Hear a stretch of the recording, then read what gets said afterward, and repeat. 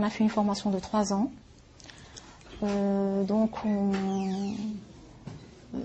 Cette formation a touché tous les profils de la logistique militaire, en particulier l'intendance, la gestion des matériels, la gestion des personnels, les finances.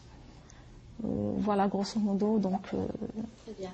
Alors, on a pu voir et remarquer que vous êtes entouré de vos supérieurs qui sont, on va dire, en majorité des hommes. Qu'est-ce que ça vous fait de travailler dans un milieu qui est réservé pour les hommes, entre guillemets, bien sûr? Oui, je dirais que quelque part, en m'engageant dans l'armée, j'ai réalisé un rêve d'enfance, quelque part.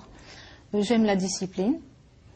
Donc, je me suis retrouvée tout à fait épanouie dans ce milieu. En mémoire aux femmes, à ces femmes-là qui ont contribué à la libération de notre nation. Je pense qu'à leur mémoire, déjà, on se doit, nous, les femmes d'aujourd'hui, de doubler d'efforts et aller de l'avant pour réaliser plus d'objectifs dans le sens positif, bien sûr. C'est la prise en charge du personnel des forces navales, que ce soit militaire ou personnel civil assimilé, une prise en charge médicale, dentaire et psychologique. J'ai fait ma formation au niveau de l'École nationale de santé militaire à Inaja et à la fin du cursus, j'ai commencé à travailler. Et ça a toujours été un choix pour vous de pouvoir travailler ici aux forces navales? Au début, c'était imprévu et puis j'ai fait un stage de médecine navale et là, ça m'a plu et j'ai continué dans cette voie. Ça fait longtemps que vous êtes ici? C'est ma 8e année aux forces navales. Oui, je compte bien continuer sur cette voie, c'est-à-dire travailler avec les forces navales. La société peut évoluer avec si toutes les femmes participeront à l'initiative et à l'action sur tous les plans. Et personnellement, je rends hommage à toutes les femmes algériennes héroïques. Je développe les applications web, par exemple les sites intranet, les sites internet. Je fais le traitement d'images, le montage vidéo et aussi je participe aussi aux formations des élèves ingénieurs officiers.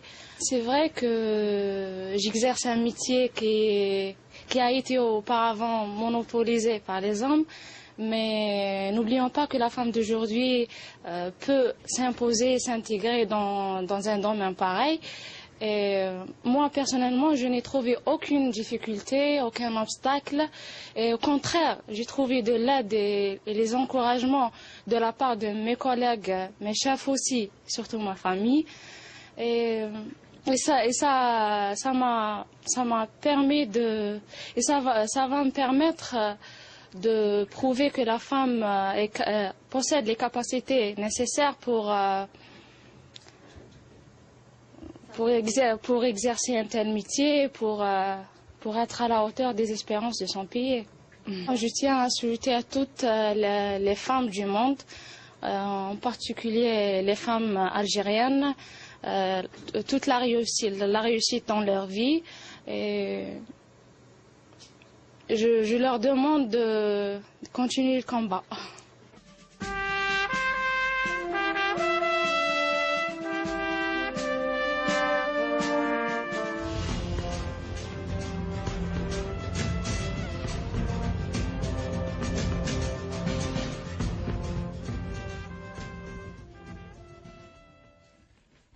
Et on rend hommage d'ailleurs à ces femmes qui font l'Algérie d'aujourd'hui et à ces femmes qui sont là pour, quelque part, sécuriser ce pays et pour nous protéger. Merci à Lilia Bakhaled pour ce reportage et puis merci à ces dames de nous avoir offert ces 7 minutes de pur bonheur. Quant à nous, on continue avec une autre femme, une femme avec un grand F, une femme également qui a su...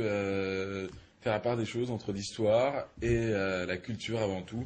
Une femme qui nous vient ce matin, il s'agit de Madame Anissa Boyel. Bonjour à vous. Bonjour. Comment allez-vous? Très Ça bien, va je vous remercie. Bien. Je suis très heureuse d'être avec vous. Ah bah, tout le plaisir est pour nous. Alors, Madame Anissa Bouayed, avant tout, vous êtes historienne, Oui. née en France. Mhm. Vous avez vécu en France la J'ai plus grande partie grandi, de j'ai de votre vie. grandi et j'ai vécu en France presque tout le temps quand je ne suis pas en Algérie. Effectivement. Alors, vous êtes de mère française et de père algérien. Voilà. Vous êtes historienne avant tout. Et là, vous avez sorti un ouvrage, un livre, L'art et l'Algérie insurgés, les traces de l'épreuve, 1954-1962. Un ouvrage, un beau livre, si on peut dire ça ainsi. Oui. Un livre qui raconte un peu l'histoire de, non pas la peinture algérienne, mais l'histoire de la guerre de libération nationale à travers les artistes peintres et leurs œuvres sur cette période-là. Oui, vous avez très bien résumé ce que j'ai fait. Alors peut-être pour expliquer ma démarche avant tout, moi je suis la génération